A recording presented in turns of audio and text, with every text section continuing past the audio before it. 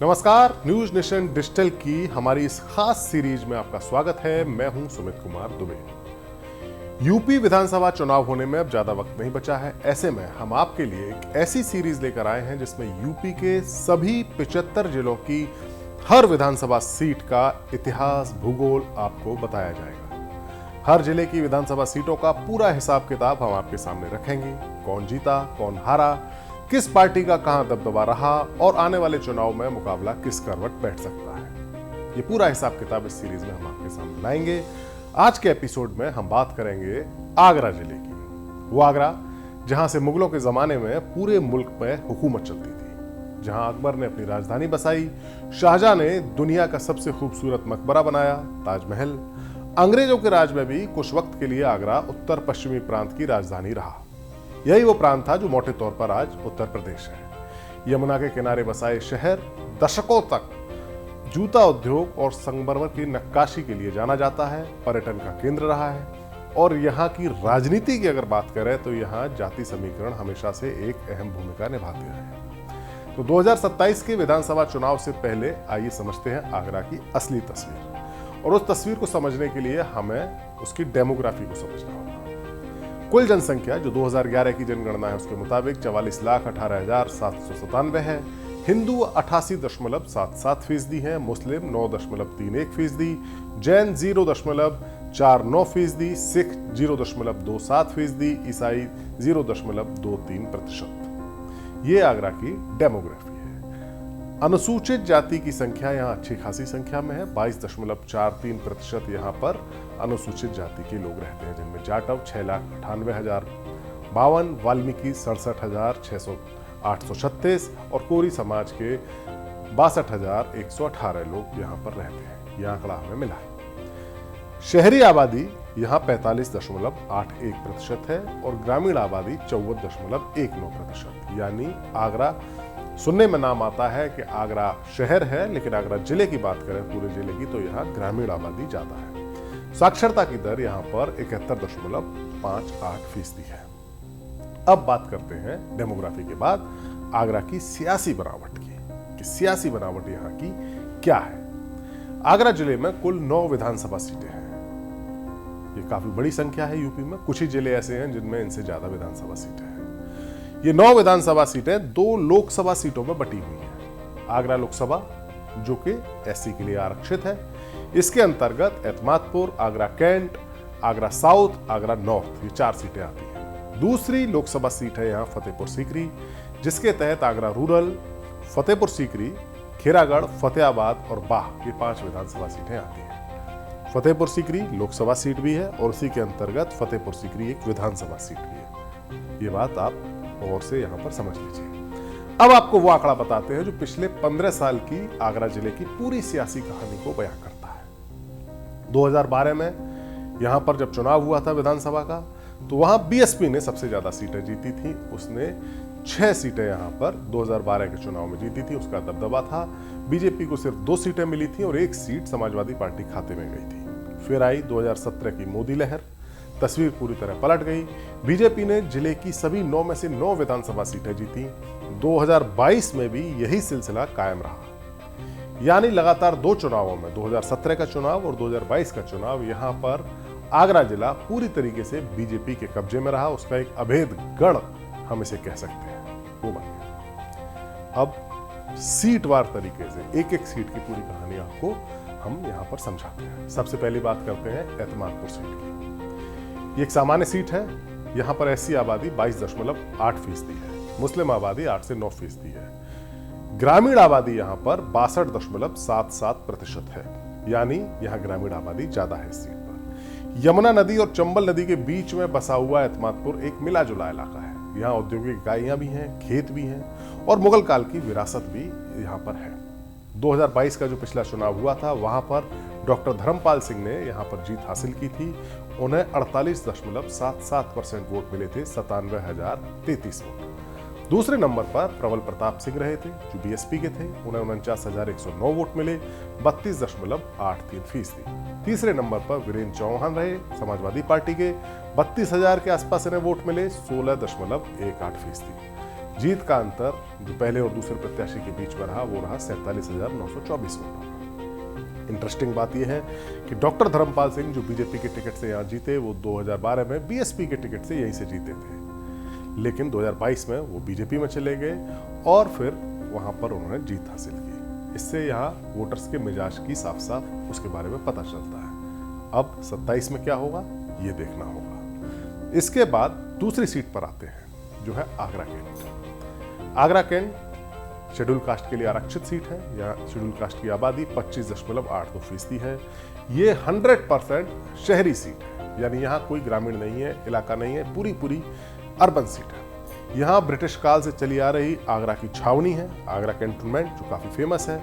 सरकारी ऑफिसेज बहुत सारे इसी सीट पे हैं और ये टूरिज्म से जुड़ा हुआ इलाका भी है। आगरा का सबसे ऑर्गेनाइज्ड अर्बन एरिया इसे कह सकते हैं, आगरा कैंट सीट। 2022 में यहाँ पर डॉक्टर गिरिराज सिंह धर्मेश, जिन्हें जीएस धर्मेश के नाम से जाना जाता है, वो जीते थे। 1,17,000 से ज्यादा वोट उन्हें मिले। 46.78% वोट शेयर उनका था। दूसरे नंबर पर कुंवर चंद वकील रहे समाजवादी पार्टी के, जिन्हें 69,099 वोट मिले, 27.44%। तीसरे नंबर पर भारतेंदु अरुण रहे बीएसपी के, जिन्हें 54,000 वोट मिले, 21.61%। जीत का अंतर रहा 48,697 वोट। यहां 2012 में बीएसपी जीती थी, मात्र 6,000 वोटों से जीती थी। 2017 और 2022 में बीजेपी ने पलटवार किया और डॉक्टर धर्मेश यहां से लगातार 2 बार जीते हैं। इस बार डॉक्टर धर्मेश को कौन टक्कर देगा? क्या डॉक्टर धर्मेश का ही टिकट रहेगा? ये देखना होगा। तीसरी सीट आगरा साउथ, सामान्य सीट है। यहाँ ऐसी आबादी 19.27% है। 100% शहरी सीट है। ये ताजमहल के आसपास का इलाका है। यहाँ बाजार है, आगरा का पुराना बाजार है, टूरिज्म है। यही आगरा साउथ सीट की पहचान है, टूरिज्म और बाजार। 2022 के चुनाव में हम देखें तो योगेंद्र उपाध्याय बीजेपी के कैंडिडेट यहाँ से 1,09,000 से ज्यादा वोट पाए थे उन्होंने। 52.39% वोट शेयर था। दूसरे नंबर पर विनय अग्रवाल रहे थे समाजवादी पार्टी के, जिन्हें 52,000 से ज्यादा वोट मिले। 25% से थोड़े से ज्यादा वोट उन्हें मिले। तीसरे नंबर पर रवि भारद्वाज रहे बहुजन समाज पार्टी के, जिन्हें 38,000 से ज्यादा वोट मिले और 18% से ज्यादा उनका वोट शेयर था। जीत का अंतर 56,640 वोट का था। ये सीट आगरा साउथ आगरा की सबसे मजबूत बीजेपी की सीट्स में से एक है। इस सीट पर जो योगेंद्र उपाध्याय, जिन्हें हमने बताया जो अभी जीते, वो यहाँ से लगातार तीसरी बार चुनाव वो जीते हैं। ये सीट एक तरह से उनके साथ जुड़ी हुई है। योगेंद्र उपाध्याय वर्तमान में यूपी की योगी सरकार में कैबिनेट मिनिस्टर भी है। आगरा नॉर्थ सीट, ये भी शहरी सीट है, सामान्य सीट है। यहाँ एससी की आबादी 19.82% है। ये सीट बनिया समुदाय यहाँ पर ज्यादा प्रभावी है। 100% शहरी सीट है। आगरा नॉर्थ, ये नाम सुनते ही बीजेपी के समर्थकों के चेहरे पर मुस्कान आ जाती है। क्यों? क्योंकि 1985 से लेकर अब तक इस सीट पर बीजेपी का ही झंडा लहराता रहा है। सबसे मजबूत सीट जो बीजेपी की है पूरे प्रदेश में, उनमें से एक है। 2022 में पुरुषोत्तम खंडेलवाल यहाँ से जीते थे 1,53,000 से ज्यादा वोट लेकर। 63.89% ये वोट शेयर था। दूसरे स्थान पर शब्बीर अब्बास रहे थे बीएसपी के, जिन्हें 41,000 से ज्यादा वोट मिले और 17% से थोड़े से ज्यादा वोट। तीसरे नंबर पर ज्ञानेंद्र रहे थे समाजवादी पार्टी के, जिन्हें 34,403 वोट मिले थे। परसेंटेज था 14.2। जीत का अंतर देखिए 1,12,370 वोट। हार जीत में इतना बड़ा अंतर, ये 2022 के चुनाव का आंकड़ा है। पूरे यूपी में ये सबसे बड़ी जीत के अंतरों में से एक था। बीजेपी के लिए ये सीट सिर्फ एक जीत नहीं बल्कि एक प्रतिष्ठा का सवाल है। इस बार चुनाव में देखना होगा कि क्या बीजेपी अपनी जीत का अंतर और बड़ा करके यहाँ कोई रिकॉर्ड बनाती है या नहीं। 5वीं सीट आगरा रूरल, ये एससी आरक्षित सीट है। इस सीट पर जाट आबादी और जाटव आबादी दोनों का प्रभाव है। ग्रामीण आबादी यहाँ 92.92% है, यानी पूरी तरीके से नहीं लेकिन काफी ज्यादा ये ग्रामीण सीट है।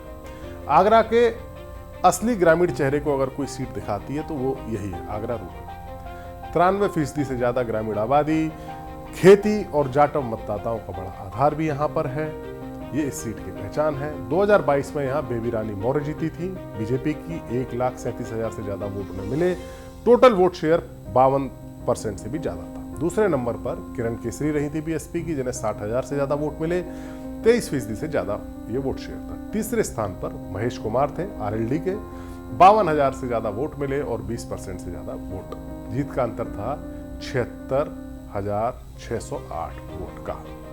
2022 में बेबी रानी मौर्य, जो कि उत्तराखंड की पूर्व राज्यपाल और आगरा की पूर्व मेयर रह चुकी हैं, वो यहां से चुनाव जीती थी। आरएलडी और समाजवादी पार्टी के बीच में गठबंधन था, इसीलिए समाजवादी पार्टी का कैंडिडेट हमने आपको दिखाया उसमें नहीं थे और आरएलडी के कैंडिडेट थे जो कि तीसरे नंबर पर आए। इस बार क्या गठबंधन होगा, किसका गठबंधन होगा, क्योंकि आरएलडी फिलहाल बीजेपी के साथ है, ये देखना होगा। फतेहपुर सीकरी सीट जो शुरू में हमने जिक्र किया था, फतेहपुर सीकरी लोकसभा भी है और फतेहपुर सीकरी विधानसभा भी है, ये बात विधानसभा की है। सामान्य सीट है और ये एक जाट बहुल इलाका है। अकबर की राजधानी रही थी फतेहपुर सीकरी। यूनेस्को विश्व धरोहर का स्थल है। फतेहपुर सीकरी की पहचान ऐतिहासिक है, यहाँ पर ऐतिहासिक स्मारक बने हैं, बुलंद दरवाजा है, अकबर का महल है। कई सालों तक अकबर ने इसे अपनी राजधानी बनाकर रखा था। यहाँ की राजनीति की बात करें तो यहाँ जाट वोटर्स का प्रभाव सबसे ज्यादा रहा है। 2022 के नतीजे, चौधरी बाबूलाल यहाँ से 1,12,000 से ज्यादा वोट पाकर जीते थे। दूसरे नंबर पर ब्रजेश चाहर रहे थे आरएलडी के, जिन्हें 64,000 से ज्यादा वोट मिले थे। तीसरे नंबर पर मुकेश राजपूत थे, जिन्हें 59,000 से ज्यादा वोट मिले थे। जीत का अंतर 47,269 वोट का रहा था। आरएलडी यहां दूसरे नंबर पर रही थी। यह दिखाता है कि जाट वोट बीजेपी और आरएलडी दोनों के बीच में बटा था। 2027 में बीजेपी आरएलडी का गठबंधन अगर रहता है तो यह सीट दोनों में से किस पार्टी के हिस्से में आएगी, ये देखना काफी ज्यादा इंटरेस्टिंग होगा। खेरागढ़ सीट, ये सामान्य सीट है। एससी आबादी यहाँ 20.29% है, मुस्लिम आबादी यहाँ 5% है, ग्रामीण आबादी 92.92% है। यानी पूरी तरीके से ग्रामीण आबादी अगर कस्बे की आबादी को छोड़ दें तो आगरा की सबसे ग्रामीण सीटों में से एक है खेरागढ़। यहाँ खेती और पशुपालन ही जीविका है। जातीय समीकरण यहाँ चुनाव तय करते हैं। 2022 के नतीजे क्या थे? 2022 में भगवान सिंह कुशवाहा बीजेपी से लड़े थे और 96,000 वोट उन्हें मिले थे, लगभग 47.405%। दूसरे नंबर पर रामनाथ सिकरवार रहे थे, जिन्हें 59,000 वोट मिले थे, 29.27%। तीसरे नंबर पर गंगाधर कुशवाहा रहे बीएसपी के, जिन्हें 28,000 से ज्यादा वोट मिले और करीब 15% वोट मिले। हार जीत का अंतर 36,000 वोट का रहा था। यहां एक इंटरेस्टिंग बात, 2022 में जो दूसरे नंबर पर कांग्रेस रही थी, न बीएसपी न एसपी, और जो भगवान सिंह कुशवाहा यहां से जीते थे वो 2017 में बीएसपी से लड़े थे और दूसरे नंबर पर रहे थे। दल बदल की राजनीति या स्थानीय स्तर पर नेता किस तरीके से टिकट के समीकरण के हिसाब से अपना टिकट बदलते हैं, उसकी नजीर खेरागढ़ सीट देखने को मिलती है। इस बार क्या होगा, चुनाव में पता चलेगा। फतेहाबाद सीट, ये एक सामान्य सीट है। आगरा और इटावा के बीच में फतेहाबाद बसा हुआ है। एक बहुत अहम तहसील का इलाका है। यहाँ कृषि, छोटे उद्योग, ग्रामीण विकास के मुद्दे हमेशा से हावी रहे हैं। 2022 के नतीजे देखें तो छोटेलाल वर्मा बीजेपी के यहां से लड़े थे और जीते। 1,08,000 से ज्यादा वोट मिला। वोट परसेंटेज 50% से ज्यादा था। दूसरे नंबर पर रही थी रूपाली दीक्षित समाजवादी पार्टी की, 55,000 से ज्यादा वोट मिले और 25% से ज्यादा वोट शेयर। तीसरे नंबर पर शैलेंद्र सिंह बीएसपी के, जिन्हें 40,000 से ज्यादा वोट मिले और तकरीबन 19% वोट शेयर। जीत का अंतर 53,000 से ज्यादा। 2017 में सपा दूसरे नंबर पर रही थी और 2022 में भी इस सीट पर दूसरे नंबर पर रही। यानी ये सीट बीजेपी और एसपी के बीच में सीधी लड़ाई वाली है। 2027 में समाजवादी पार्टी के लिए ये एक उम्मीद वाली सीट हो सकती है। 9वीं सीट और आखिरी सीट बाह, ये एक सामान्य सीट है। आगरा का सीमावर्ती इलाका बाह, यमुना के किनारे बसा हुआ ये इलाका मध्य प्रदेश की सीमा के सटा हुआ है। ये ऐतिहासिक रूप से भदावर के राजाओं की जमीन ये रहा है। इसमें 3 नदियों का क्षेत्र से कहा जाता है।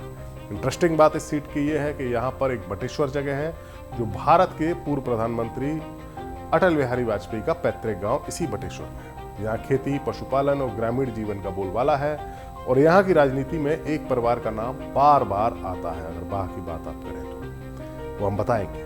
2022 के नतीजे, रानी पक्षालिका सिंह यहाँ जीती थी बीजेपी की, 78,000 से ज्यादा वोट लेकर। दूसरे नंबर पर मधुसूदन शर्मा रहे, 54,000 से ज्यादा वोट मिले।